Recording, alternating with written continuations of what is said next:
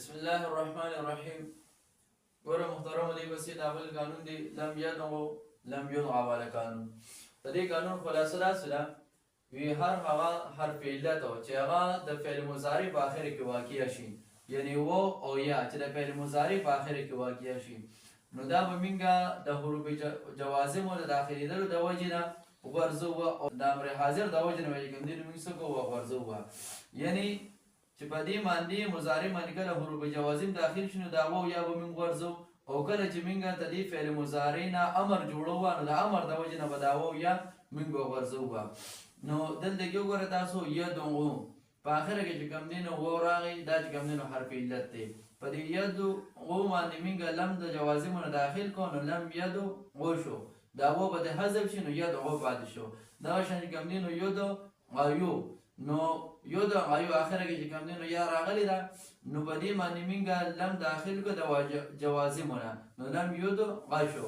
دغه شان چې کوم دی نو د امر د وجې نه هم دا و یا غورځېږي، لکه تدعو نو چې د دې نه موږ امر جوړو نو د علامت د مضارع به حذف کو او دا ما بعد ورپسې ساکن دي نو حمزه وصلي به خپل ځان نه وروړو، نو د تدعو نه چې کوم دی نو او جوړ شو.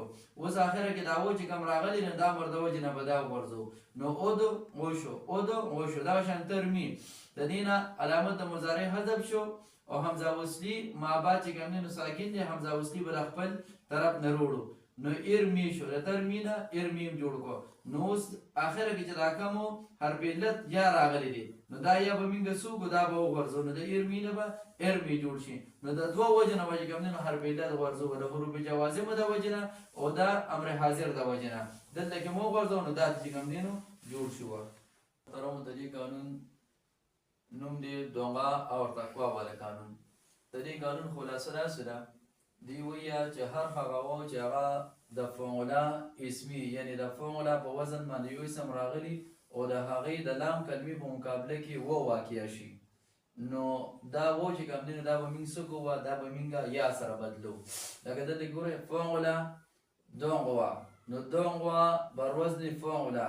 اوس دلته کې د لام کلمې په مقابله کې و راغلی دی او دا د کم اسم په مقابله کې راغلی دا اسم نو د فعله په وزن باندې دی، نو دا و چې کوم دی نو موږ څه وکړو یا سره وبدل کړو، نو دونغوا نه به دونغ یا جوړ شي.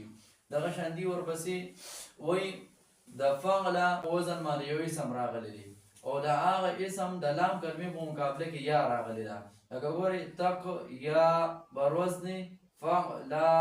اوس د لام کلمې مقابله کې یا راغله تک یا دا د فعله په وزن باندې دی، نو دا یا چې کوم دی نو دا به موږ څه سره بدلو، دا به موږ و سره بدلو، نو د تک یا نه به څه جوړ شي تقوا دا ته جوړ شو. صحیح ده نه؟ دا فعله او د فعله دې لپاره دا دوه وزنونه لازمي دي، دا یاد ساتلو پکار دي.